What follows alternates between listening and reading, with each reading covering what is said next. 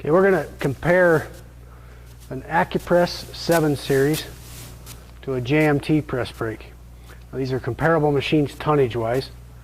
This actually is a 12-foot machine. This is a used machine. It's low hour, probably. It's about 5 years old, 6 years old, I believe. It's a 12-foot machine. This is a 10-foot machine, comparable tonnage. If you notice, you can see from here the open height is standard on this machine.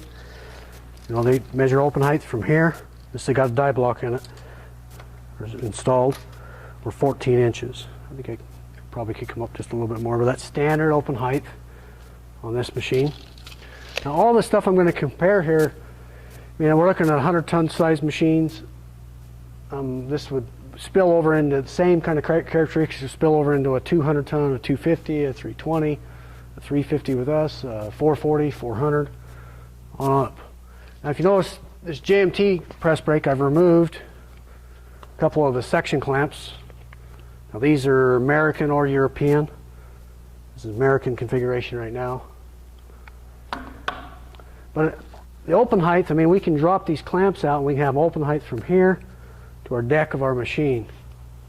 If you notice, you know, we're 21 inches right now.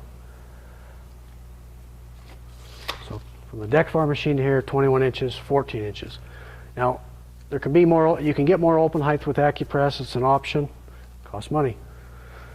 Also, we can build our machines, or the JMT machines, with more open height also. Costs money. But this is standard. If you were quoting a machine, this is our standard open height in this tonnage range. Also, if you notice, this JMT brake's got sliding front arms. This is standard. AccuPress has them, you know, and they've got sliding front arms, but it's an option. Standard.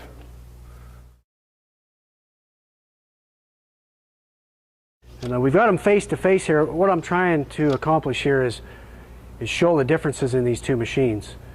I mean, this is a 100-ton, 12-foot. This is a comparable machine, but it's 10 feet tonnage-wise. If you can see, also AccuPress on the 7 series has got a side-mounted hydraulics. The JMT press brake, the hydraulics are up top, up out of the, you know, the shop. It's a much cleaner environment typically. Now you can see this AccuPress standard has 10 inches of throat. And you'll say, okay, what does that give me? Well, if I've got a part that say is 12 feet long, the deepest flange I can have is 10 inches, or I'm going to hit my throat. Also, the height affects me too. If I get a part where you notice this gib is hanging down, it could have interference.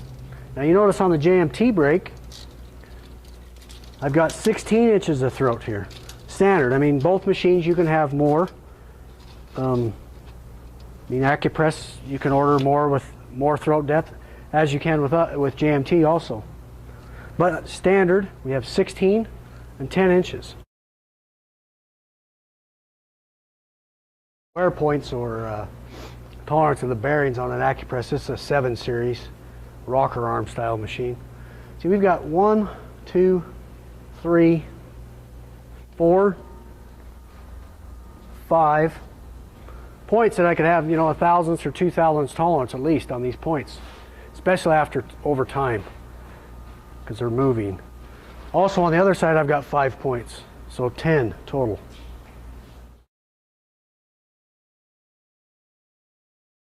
But I've placed a jack in here. The machine's I've got it on. We're in a certain position.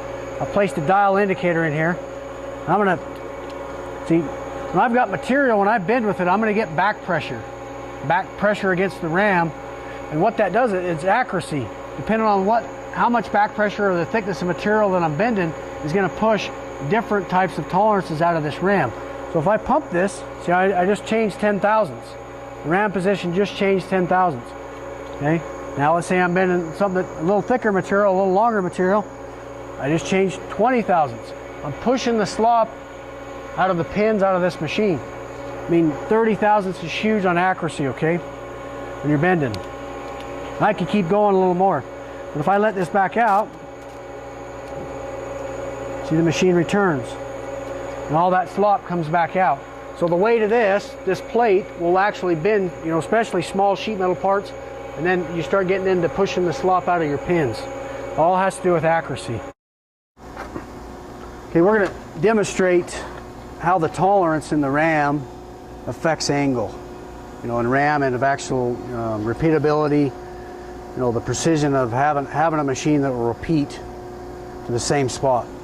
I've got, you know, a die combination pulled. This is just the manual screen. I've got a material thickness 0.046, basically 18 gauge, mild steel. This is, you know, galvanized mild steel.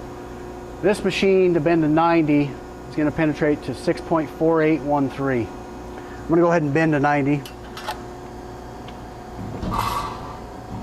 Took my foot off.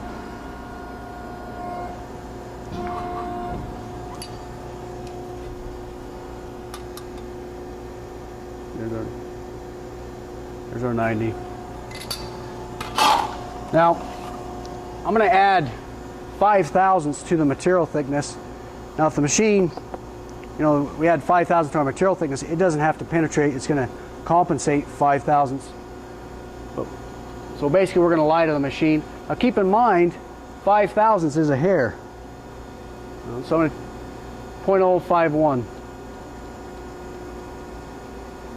See, it affected my y-axis.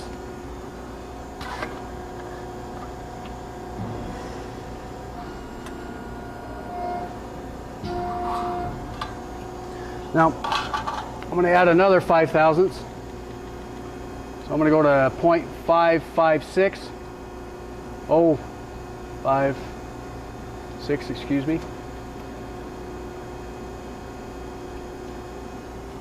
So you notice our Y keeps getting shallower a little bit. So this would be 10 thousandths total.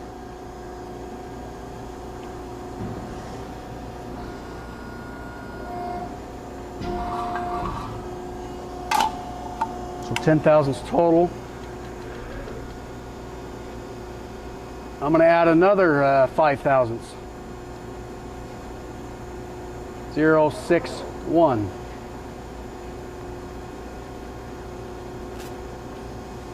Bend the part.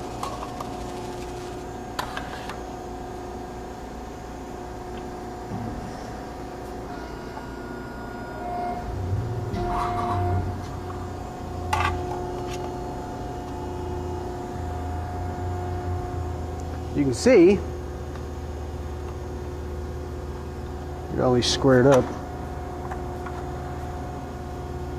You're 90. We added 5 thou, 5 thou, 5 thou. So 15 thousandths, 10 thousandths, 5 thousandths to RAM penetration depth. Remember, thousandths make a big difference on the part quality. 10 thousandths.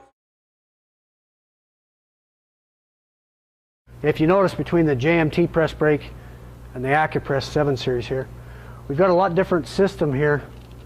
You know, on the JMT brake, I've got 2 independent frames here. I've got the main machine frame, and I've got an external C-frame here. Now this C-frame on this JMT brake is on both sides. If you notice, the scale is mounted to this C-frame.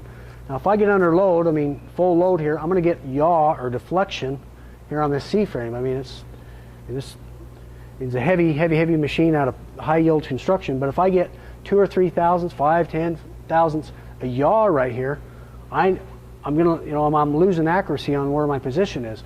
But this C-frame right here is not under load or any type of yaw.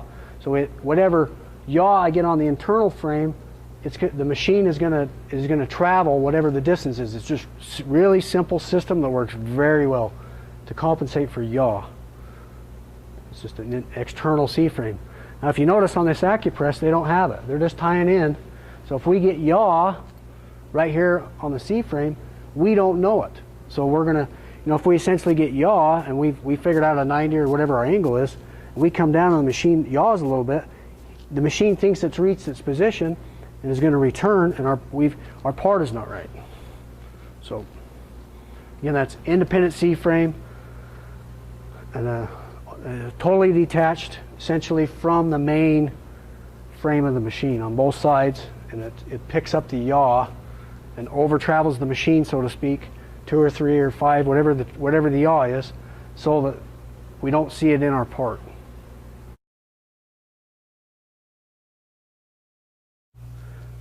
Okay, on this standard AccuPress, you know, they're quoting a machine that 14 inches open height would be, this is a removable die block, would be from here to here. Now if this die block was a crowning die block, I mean, your open height's from here to there, so 10.5 inches. JMT press brake's got optional manual crowning. We can have power CNC, but this is manual power crowning. If you notice, it doesn't really take away from our open height. And I'll show you in a second on the AccuPress. So our real open height, in a lot of ways, is from there. So we're 20, you know, almost 25 inches. But our book, in our specs and our literature, we're quoting a machine, we're saying our open height's from here to here. Say 21 inches. Okay, the AccuPress, you notice these pins, and it's a rocker arm machine. We've got all these location of pins where we can get wear and slop in the machine. Also, you notice here this system is different than on the other side. They've actually got an eccentric bushing in here. You know, they rotate this around and it actually changes the fate of the ram. It's kind of a bugger to get it back into level or parallelism.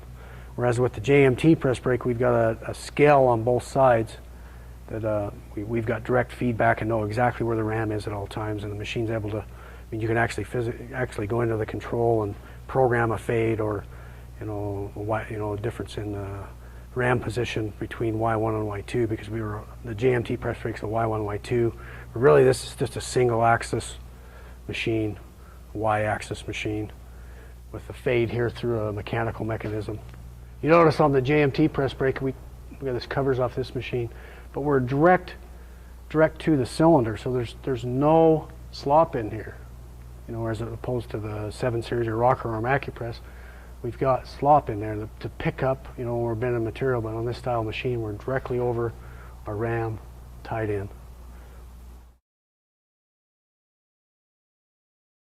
So we're going to do just a bending test here. We're 4-inch approach, 4-inch bending speed at max speed, 4-inch approach with 4-inch bend.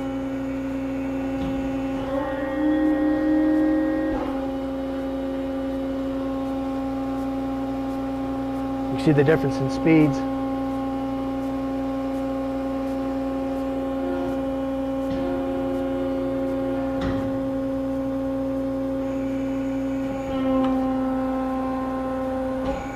Now I'm going to run this machine by itself. I'm also going to shut the pump off on the AccuPress so you can hear the difference.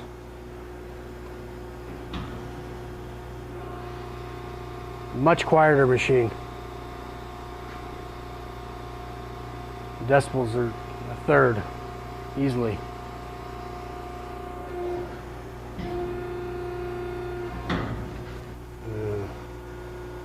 Stop. I'm going to stop the hydraulics. I'm going to start the hydraulics on the AccuPress.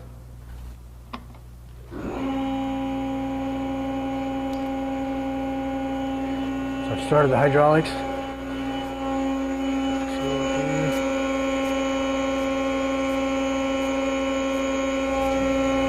Shut the pump off, you got to recalibrate.